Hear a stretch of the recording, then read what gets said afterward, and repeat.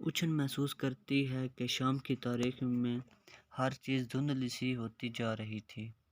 بغیر پلستر کی دیواریں تاریک سی ہو رہی تھیں۔ وہ اپنے باپ کی منتظر تھی جسے آج قدرے دیر ہو گئی تھی۔ اس نے رونے کی کوشش کی مگر اس کی آنکھیں اشکوں سے خشک ہو چکی تھیں۔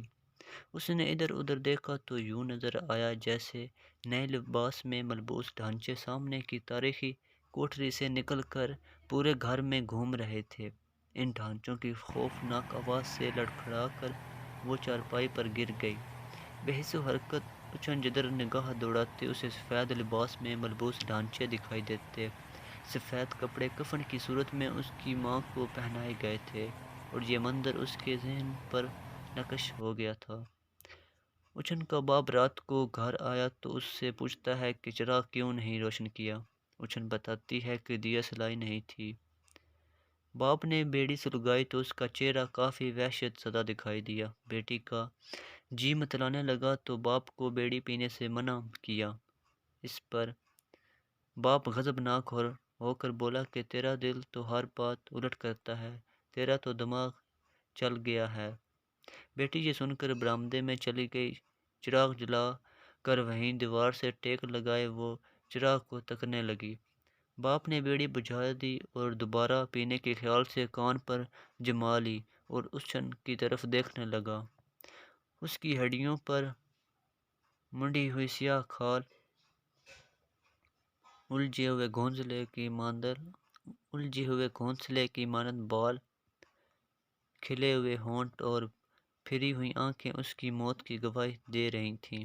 2 سال پہلے اچھن کی ماں بیماری کے ہاتھوں زندگی سے ہار گئی تھی، لیکن یہ منظر دیکھ کر اچھن کا باپ نئے سفید کفن کے چکروں میں پڑ گیا تھا، گویا کہ کبھی ایسا لباس اسے تا حیات میسر نہیں ہوا۔ حقیقت یہ ہے کہ غربا کو موت کے بعد امراء کے برابر ہونے کا موقع ملتا ہے۔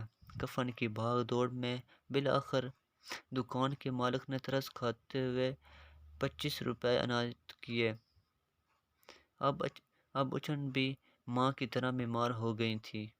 ماں کے مرنے کے بعد اسے بخار اور ٹھسکے دار کھانسی رہتی تھی۔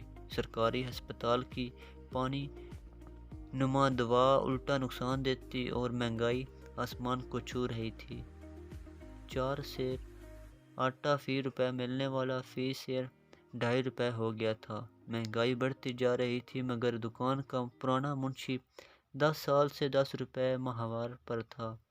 کئی بار تنخواہ بڑھانے کا خیال اس کے دل میں آیا لیکن مالک نے بھانپ کر اس کے کام میں کیڑے نکالنا شروع کر دیے، چنانچہ یہ خیال بھی اس کے دل سے رفو چکر ہو گیا۔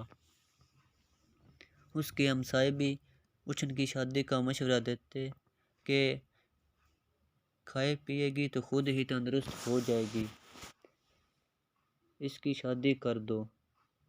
لیکن اس کا والد شادی کے خرچے اور اچھن کے مستقبل پر اور بھی کانپ اٹھتا کہ اس کی ماں کو شادی کے بعد کون سا سکھ نصیب ہوا جو اسے ہوگا۔ پھر یہ سوچ کر کہ اچھن کا جی بیڑی سے متلاتا ہے تو وہ سوچا کہ وہ آئندہ بیڑی نہیں پیے گا اور یہ خوش خبری بیٹی کو بھی سنائی۔ اچھن نے چراغ کی لو بڑھانے کی التجا کی۔ باپ نے کہا تیل صرف امراء کے لیے ہوتا ہے۔ اچھن کو اپنے باپ پر غصہ آنے لگا۔ امراء کے ہاں تیل سے بھری لائٹیں تمام رات روشنی پھیلاتی ہیں اور غربا تاریکیوں میں ٹھوکریں کھاتے ہیں۔ صرف موت کے وقت کفن ہی امیر و غریب کا فرق مٹا سکتا ہے۔ وہ بے چوتاب کھاتی ہوئی چارپائی پر گر پڑی۔ اسے ہر طرف سے نئے سفید کپڑوں کی آواز سنائی دے رہی تھی۔ اس نے رونے کی کوشش کی مگر آنسوؤں کا ذخیرہ ختم ہو گیا تھا۔